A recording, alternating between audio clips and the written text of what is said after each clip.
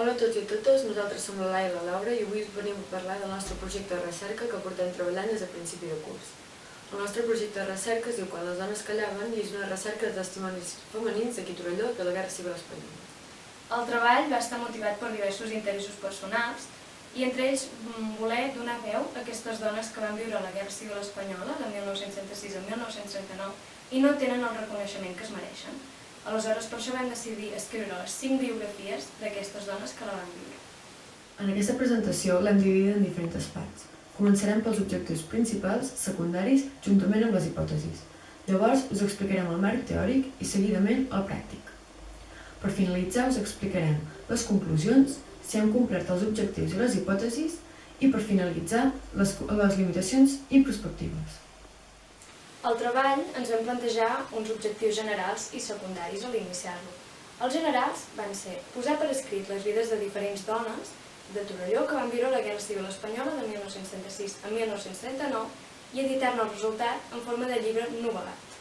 Els nostres objectius secundaris que ens van marcar el treball de recerca van ser conèixer els fets que van marcar la vida d'aquestes dones d'aquí Torelló, localitzar i documentar testimonis del poble, visibilitzar el fet de ser dona en un poble com aquí Torelló i emfatitzar amb les seves conseqüències.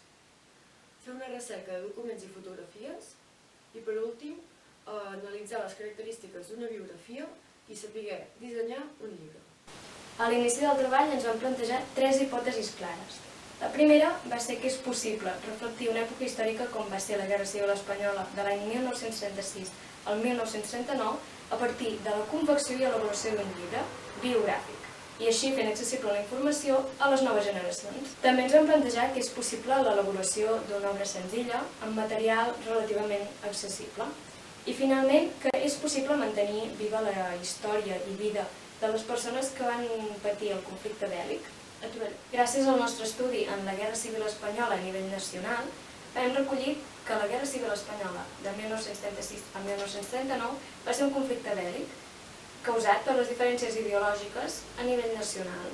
Tot va començar després d'una època de la Segona República on hi va haver un creixement cultural i educacional enorme, passant per un govern que va patir diferents canvis, passant per l'alliberament del govern de Manuel Azaña i el retrocediment de tots aquests avenços amb l'ERUCS. L'any 1936 van arribar unes eleccions que van marcar el futur del país completament i és que va guanyar el Front Popular, que era una aliança entre anarquistes, comunistes i socialistes, és a dir, d'esquerres. Però alhora s'estava fomentant arreu del país un moviment anomenat falangisme, promogut pel fill de l'antic dictador Primo de Rivera. Aquest era un moviment que ja havia agafat cert reconeixement en països totalitaristes com Itàlia i Alemanya. Aleshores, a partir d'aquí, es va començar a crear aquest conflicte bèl·lic entre els nacionals, que eren partidaris de la monarquia, i els republicans, que eren partidaris de la república. Aquest conflicte va acabar-se quan els nacionals van començar a agafar molt territori fins a la caiguda de Madrid i de Barcelona als anys 1938 i 1939. Ara va venir ferit de la guerra, va anar a un combat que en deien a Teruel i després de córrer 15 quilòmetres el van ferir i va haver d'anar a l'hospital i de l'hospital a casa i a casa va viure 3 anys malalt i als 3 anys ja es va morir. Una vegada finalitzada la tragèdia, la pobresa i misèria eren el gran problema de les famílies espanyoles. La dictadura es podria dividir en 3 etapes clares. La primera seria la plenitud i la misèria del primer franquisme i tindria una durada de 9 anys. La segona seria l'esgotament de la vida autàrquica, que aquest era un sistema que sovint s'adoptava després de conflictes bèl·lics, on la producció és solament nacional. Finalment, l'última etapa seria la fase final del franquisme fins a la mort del dictador i duraria uns 14 anys. Alguns dels factors més característics d'aquest procés van ser les targetes de racionament, que eren targetes que tenien cada família segons el nombre de persones que hi havia, i amb aquella targeta podien accedir als productes que suposadament necessitaven. Un altre factor important va ser la introducció de les dones al món laboral, ja que a causa de la guerra molts homes van perdre la seva feina i les dones van ocupar el seu lloc. Finalment, l'última característica seria la repressió que van patir la població republicana, arribant fins i tot a exiliar-se. Ella es va afiliar ser miliciana perquè volia estudiar infermeria.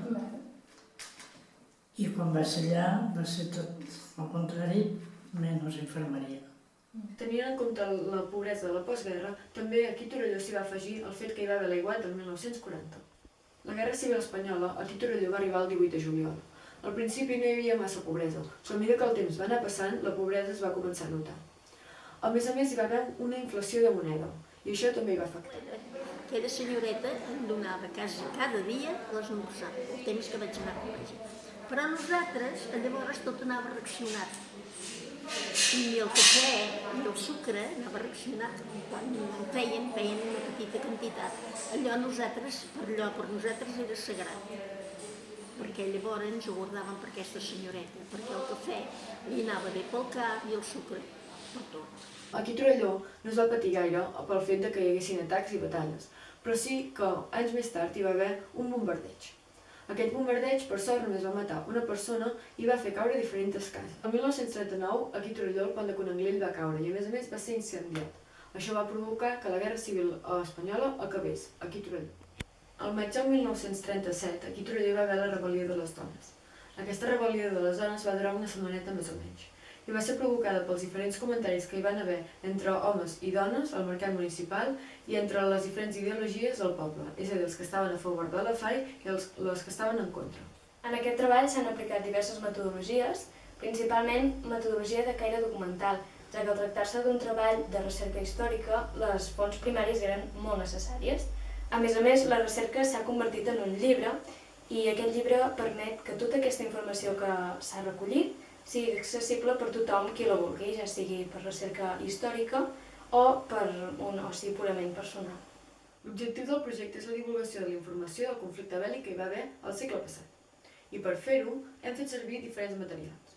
En primer lloc, entrevistes gravades de la residència dels avis i d'altres persones.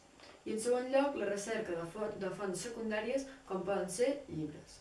A l'hora de fer aquest treball ens vam trobar amb diferents limitacions, com pot ser que l'edat de les dones que vam entrevistar ja era considerable. A més, Torelló és un poble petit, de manera que hi havia molt poca informació sobre el conflicte, contràriament al que diu la memòria històrica, ja que la memòria històrica diu que hi hauria d'haver-hi molta més. I a més, també ens hem trobat en el cas que aquest any hi ha hagut la pandèmia del Covid-19, de manera que no hem pogut anar a fer segones entrevistes. És per això que el nostre treball també innova en el sentit que la poca informació que no hi ha amb la memòria històrica d'aquí a Torelló l'hem volgut portar nosaltres d'una manera clara i entenedora. A partir d'aquí, el treball es podria enfocar en expandir els coneixements sobre el període de la Guerra Civil Espanyola de 1936 a 1969, relacionat amb aspectes que no han estat massa tractats en aquest, així com l'expansió de les dones que s'han pogut entrevistar si es tenen els medis de contacte necessaris. Les conclusions a les quals s'ha arribat després de fer aquestes entrevistes és que totes les dones van haver de treballar després de la marxa dels seus homes a la guerra i la majoria d'elles es dedicava a les fàbriques de filatura. A més, s'ha pogut veure com va ser la situació des de diferents perspectives econòmiques, ja que les diferències eren molt grans en aquella època. A més, totes les dones comparteixen un record de tristesa i patiment molt profund, però a banda d'això no es neguen mai a compartir les seves experiències, ja que creuen que és important conscienciar la gent i que no es torni a repetir. Perquè és una cosa que hem passat i no se t'esborra. Això sempre queda aquí. Finalment podem dir que hem complert quasi tots els objectius, ja que hem realitzat diferents biografies de dones d'aquí a Torelló i a més les hem pogut editar. Per altra banda, també hem pogut visibilitzar les experiències de les dones d'aquí a Torelló i a més conèixer els seus fets. Per altra banda, també hem realitzat una recerca de documents i fotografies d'aquí a Torelló i hem localitzat diferents víctimes. L'única cosa que no hem pogut complir ha estat editar el nostre llibre final, ja que està en procés. En aquest treball hem pogut corroborar les tres hipòtesis, ja que la primera era que si es podia reflectir la Guerra Civil Espanyola des d'una perspectiva femenina. També si es podia fer una memòria històrica de com va ser les seves vides en format d'un llibre biogràfic. I per últim, poder escriure aquest llibre biogràfic i editar-lo encara està en procés. Per finalitzar aquest treball volem agrair a totes les persones que han fet que sigui possible. I personalment volíem dir que hem disfrutat molt d'aquest procés i n'estem molt satisfetes, ja que hem estat en contacte amb gent que desconeixíem i ens han deixat entrar dintre les seves vides, que són superinteressants. Viva la quinta brigada, viva la quinta brigada, que nos cubrirá de glorias, ay Carmela, que nos cubrirá de glorias, ay Carmela, ay Carmela. Luchamos contra los moros, luchamos contra los moros, mercenarios y fascistas, ay Carmela, ay Carmela.